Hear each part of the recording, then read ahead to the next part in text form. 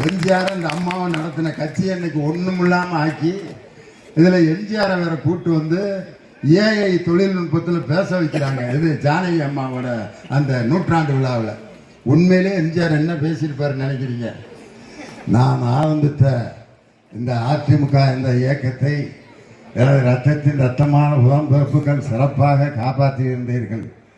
ஆனால் 10 முறை தோற்க வைத்து கழுத தேஞ்சு கட்டரும்பான கதையாக 11 தொகுதியில் டெபாசிட் போகிற அளவிற்கு இந்த கட்சியை கெடுத்து குட்டிச்சவர் ஆக்கியவர் எடப்பாடி பழனிசாமி.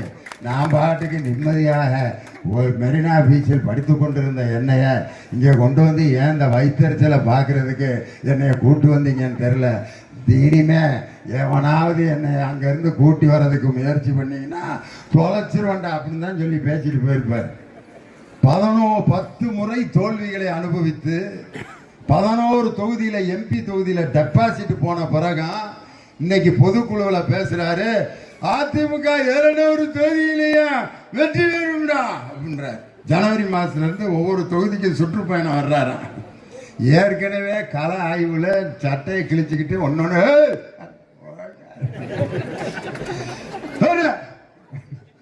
தங்கமணி ஐயா வந்து அமைதியா இருக்க என்ன நீ போய.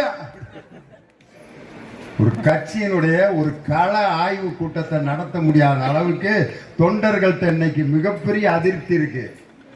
ஏதோ ஒரு பொதுக்குழுவில் பெருசா அப்படியே கூட்டி போய் மீன் அது இதெல்லாம் வாங்கி சாப்பிட்டாக்க உடனே மக்கள் நம்ம எல்லாரும் 2 கோடி பேர் நம்மள்கிட்ட ஆதரவாக இருக்கிறார்கள் என்று பகல் கனவு கண்டு கொண்டிருப்பவர் எடப்பாடி பழனிசாமி தான்.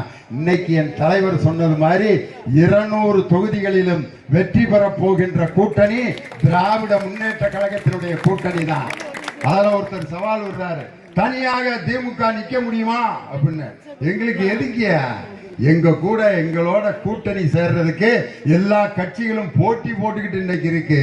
ஆனா அதிமுக கூட விஜய் கூட கூட்டணி வைக்க மாட்டேன்னு சொல்லி அந்த விஜய் கட்சிக்காரர் சொல்றாரு, நாங்கள் அதிமுகவுடன் கூட்டணி வைப்பதாக இப்பொழுது எங்களுக்கு எண்ணம் இல்லை. அட கொடுமைய!